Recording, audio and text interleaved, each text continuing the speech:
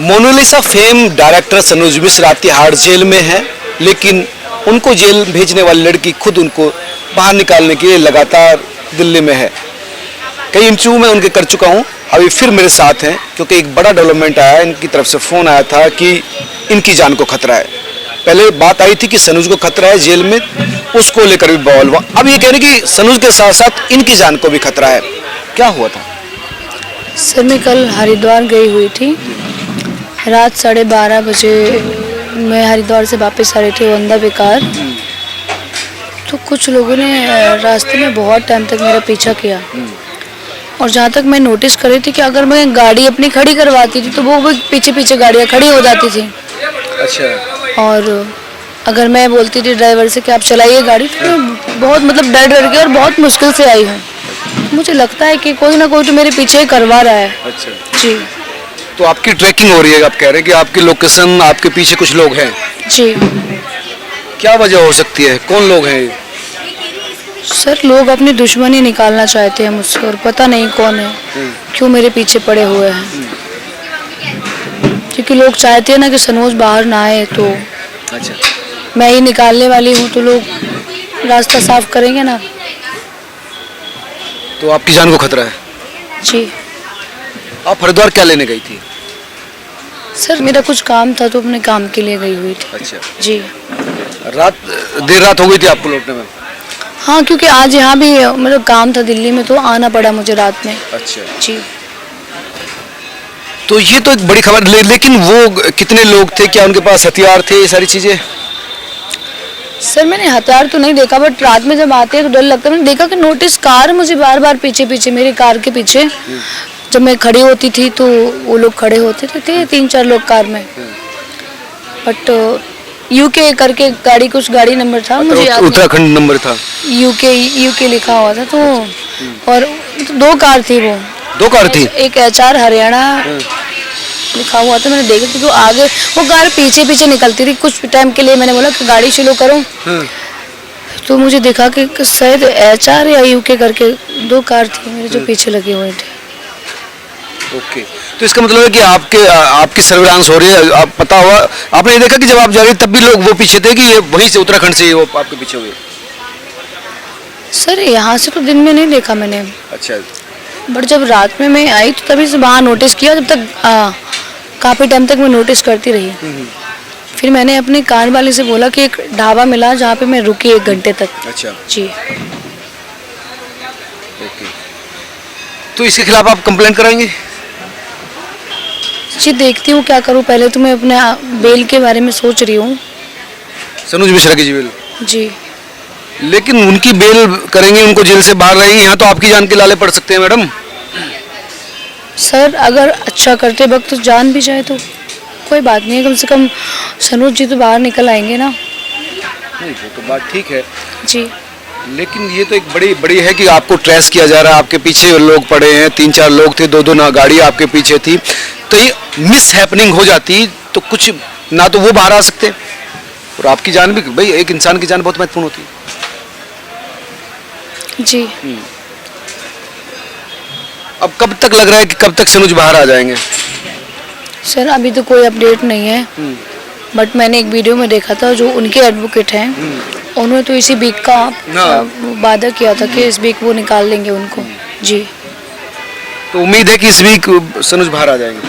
जब advocate sir ने बोला है तो उम्मीद है निकल आएंगे। जी। लेकिन दिक्कत ये है कि एक यहाँ पर जो पेच है ना, एक आपने रेप का आरोप लगाया, आपने ये आरोप लगाया कि मेरे साथ मारपीट होती थी, आपने ये आरोप लगाया कि 5 साल तक मुझे रेप किया। अब आप उस मामले से पलट रही हैं, तो आप ही शिकायत करता, आप ही बचाने वाली। सर देखिए, ऐसा नहीं है कि मैं किसी का अपमान कर रही हूँ, झूठ बोल रही हूँ। देखो 5 साल तक मैं रिलेशनशिप में थी, रेप उन्होंने मेरा नहीं किया है। और मारपीट वाली बात है कि घर में जब साथ रहेंगे तो ये चीज़ें होती हैं, मारपीट और भी चीज़ें, वो चीज़ें थी, लेकिन रेप मेरा नहीं किया है उन्होंने। जी।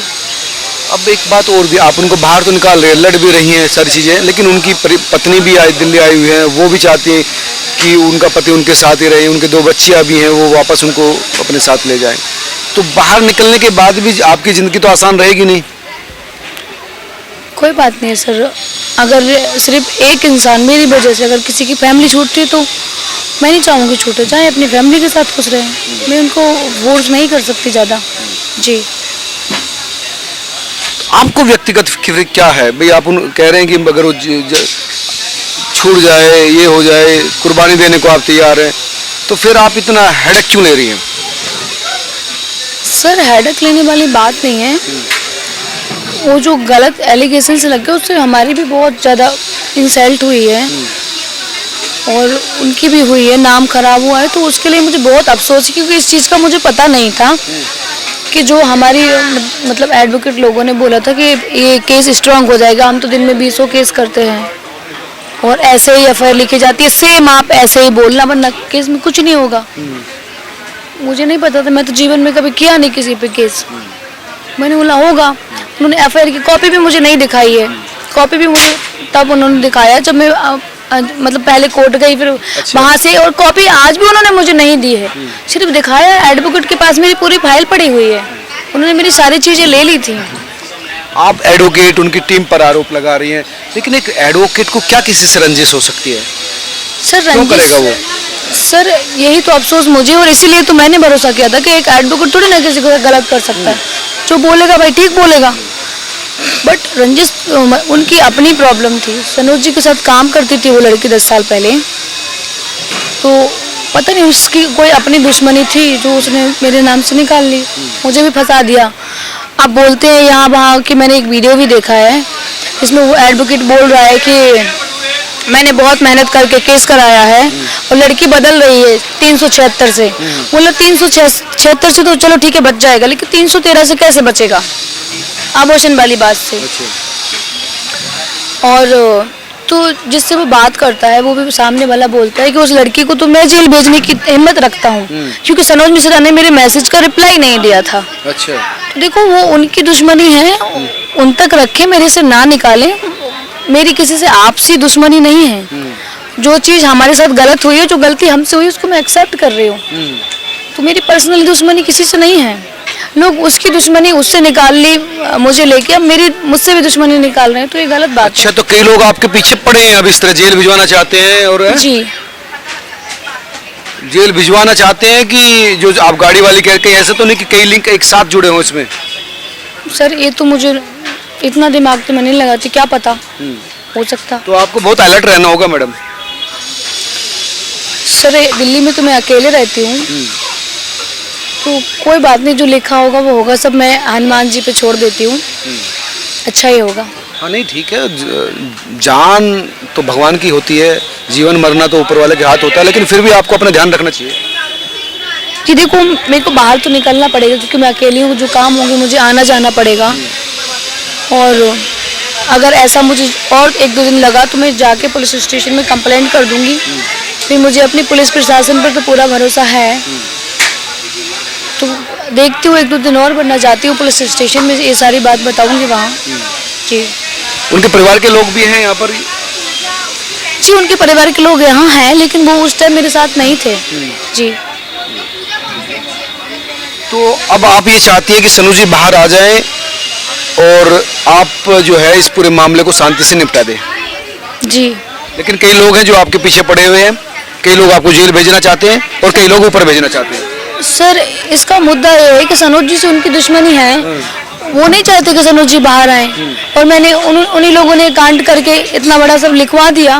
वो जब मैं सच्चाई बता रही हूँ तो वो मुझे डराने धमकाने का काम कर रहे हैं, और अगर मैंने सच बोला है तो उसमें इतराज़ नहीं होना चाहिए, लोगों को नहीं होना चाहिए।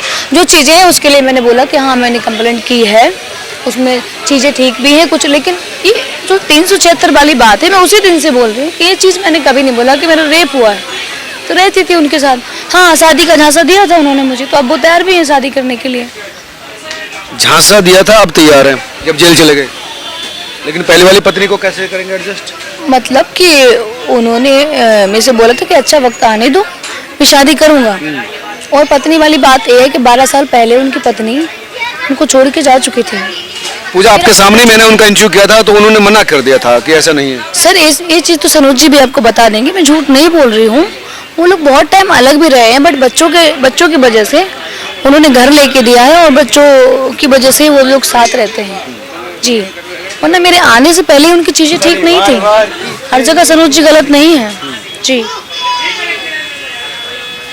ठीक है, ये आपका मामला है, कैसे निपटाएंगे आप, उनकी पत्नी और सनोज, तीन लोगों के बीच का मामला कैसे करेंगे ये ठीक है। लेकिन लोगों का कहना है कि ये जो शादीशुदा लड़की शादीशुदा जेंट के साथ जो लड़कियां रिलेशन में रहती है वो ठीक नहीं था। आपको तो पता होगा कि इस तरह से नहीं है, जब उस इतनी उम्र का आदमी है उससे क्यों संबंध बनाए? सर मेरी बातचीत होती थी, कोई ना अटैचमेंट हो जाता है इंसान होते हैं तो। लेकिन मुझे पहले नहीं पता था कि उनकी बीवी है या बच्चे हैं। बहुत टाइम निकल चुका तब मुझे पता चला। फिर एक अटैचमेंट हो जाता है लोगों से। फिर मुझे ये बात भी पता चली क्योंकि उनकी बीवी से मैं बहुत टाइम बाद फिर मिली भी हूँ, तो चीज़ें मतलब मैंने बताया भी उनको और अब भी उनको बता रही हूँ चीज़ें। तो अगर कोई बात नहीं एग्री है तो ठीक है, नहीं है तो मैं खुद पीछे हो जाऊँ। अभी इतना अटैचमेंट है कि कुछ कम हुआ है या ज़्यादा हुआ है? सर देखिए, अटैचमेंट तो अटैचमेंट होता है, वो हमेशा बराबर रहता है, ना कम होता है ना ज़्यादा। तो नहीं, चीज़ें जब सही सामने आ जाती हैं, सीन जब क्लियर हो जाता है तो आदमी देख लेता है दूर तक। तो अभी कुछ दिल में वही फीलिंग है सनोज जी के लिए या फिर कुछ चेंज हुआ है?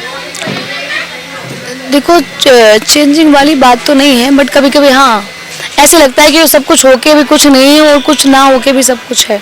अच्छा, परेशान होते हैं तो मैं तो यही चाहूँगी कि अगर उनको हमसे प्रॉब्लम है तो मैं दूर हो जाऊँगी जी। तुम कुर्बानी देने के लिए तैयार हो? जी।